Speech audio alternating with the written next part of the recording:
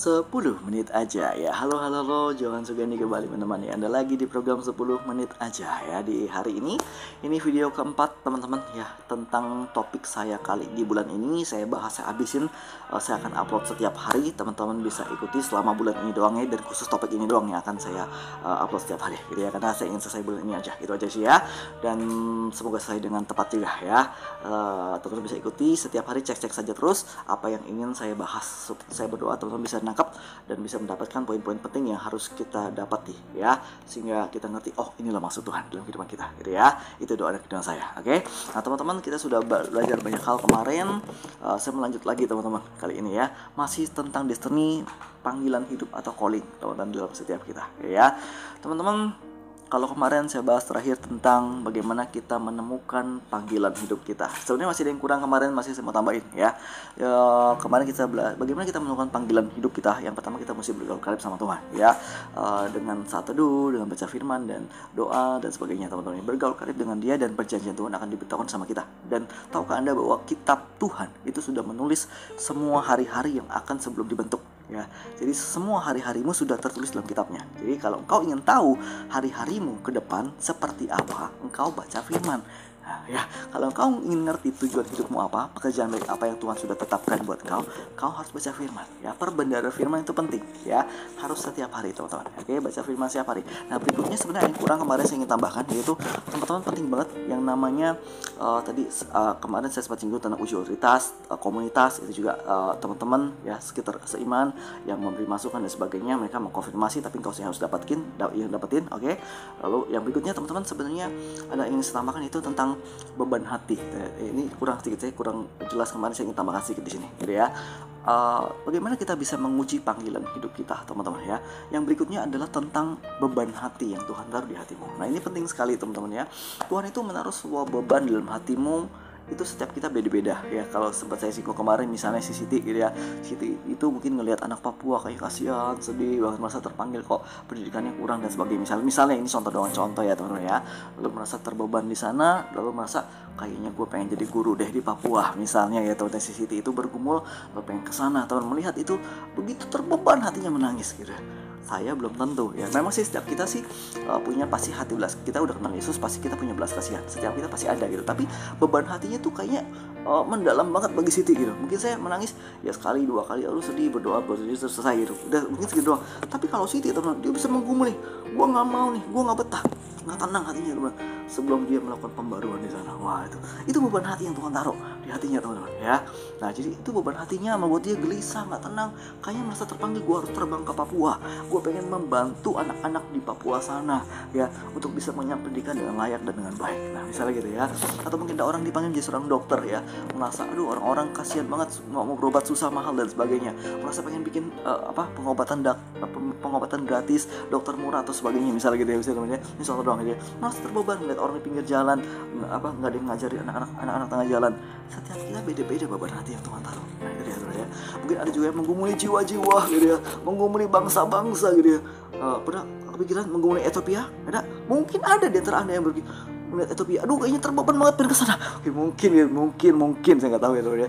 Setiap kita panggilan beban hati itu beda-beda ya teman ya. Tadi kemarin saya sempat singgung, untuk mengetahui panggilan dalam hidup kita perlu yang namanya bergaul karib sama firman Tuhan ya.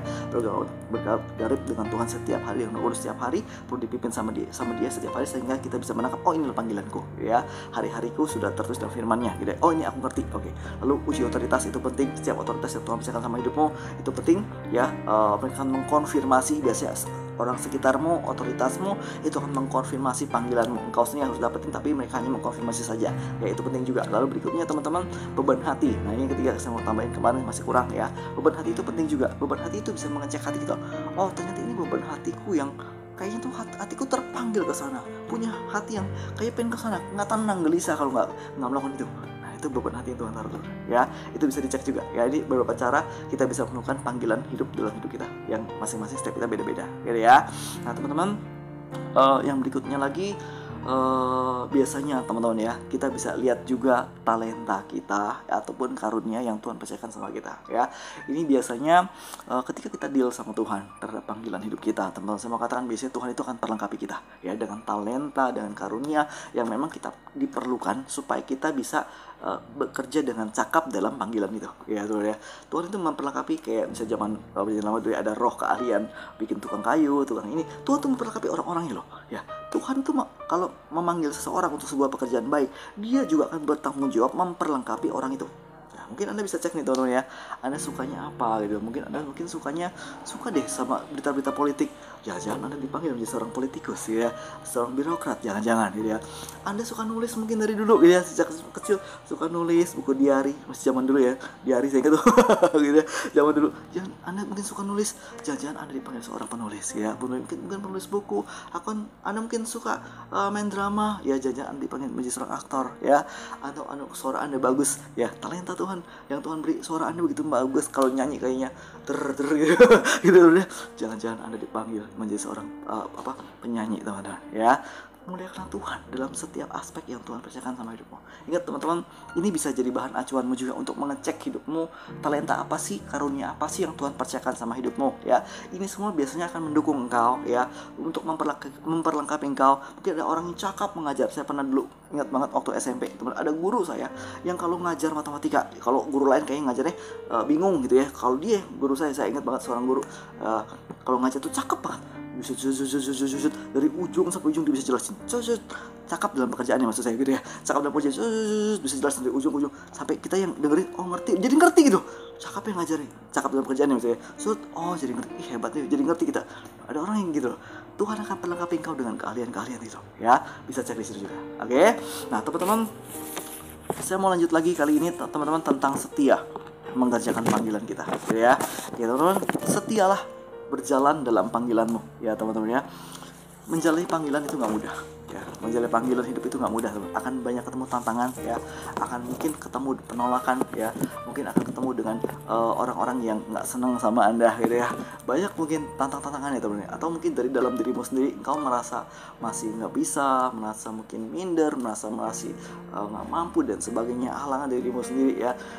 Teman-teman, saya mau katakan teman-teman, itu semua harus diberesin ya. Biasanya Tuhan sebelum pakai kita ya untuk menggenapi semua rencana pekerjaan baik itu, berjalan dalam pekerjaan baik itu teman-teman ya, untuk sampai selesai dengan baik, Tuhan akan berurusan dengan hidup kita ya. Semua dosa-dosamu ya akan Tuhan mulai kikis ya. Tuhan akan menegur setiap dosa-dosamu ya. Tuhan akan berurusan dengan kesombongan hati kita ya. Tuhan akan berurusan dengan segala kemunafikan kita yang mungkin selama ini memakai topeng kedok agama. Tuhan akan bongkar itu semua dalam hidupmu ya. Sebelum Tuhan pakai kita, dia itu seperti apa ya? Kalau kita mau dipakai sama dia tuh, itu seperti sebuah seperti pohon anggur ya. Pohon anggur ingin berbuah ya, berbuah banyak, itu gimana caranya? Dia harus dibersihkan ya, dia harus dipotong, ranting-ranting yang nggak pakai dibuang ya. Tuhan tuh kayak gitu ya.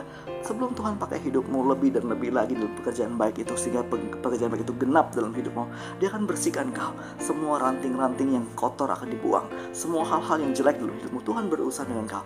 Dia akan berhadapan dengan hidupmu teman-teman ya. Tinggal masalahnya kau setia atau tidak teman-teman. Nah itu dia, apakah kau mau setia dibentuk, mau setia diproses, bersedia rendah hati untuk diajar atau tidak. Nah itu dia, kadang-kadang kita perlu yang namanya belajar untuk rendah hati ya, untuk menggenapi rencana Tuhan dalam hidupmu. Ada harga yang harus kita bayar. Kita harus menyangkal diri setiap hari, kita mesti pikul salib setiap hari ya. Ada penyangkalan ego teman-teman, ada penyangkalan hak atas hidup kita sendiri. Kita nggak punya hak apa-apa, tapi Tuhan, semua Engkau saja sekarang ya. Kita perlu belajar itu semua teman-teman ya. Tuhan akan berurusan dengan hidup kita ya. Gambar dirimu yang rusak, Tuhan akan berurusan dengan kau semua ya. Mungkin kau punya luka di masa lalu, engkau punya trauma di masa lalu, Tuhan akan pulihkan hidupmu ya.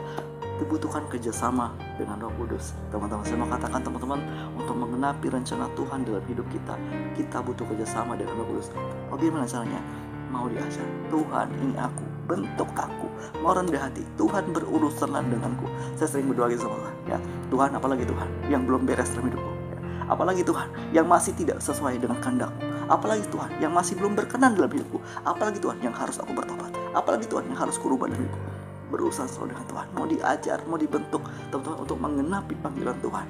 Dibutuhkan kerendahan hati untuk dibentuk, dipimpin sama Dia, untuk taat terus kemanapun Tuhan suruh engkau pergi. Seperti yang awan yang api, bangsa Israel zaman dulu, ke kanan dia ke kanan, ke kiri dia ke kiri, dia lurus, dia berhenti. Ikuti terus rencana Tuhan ya.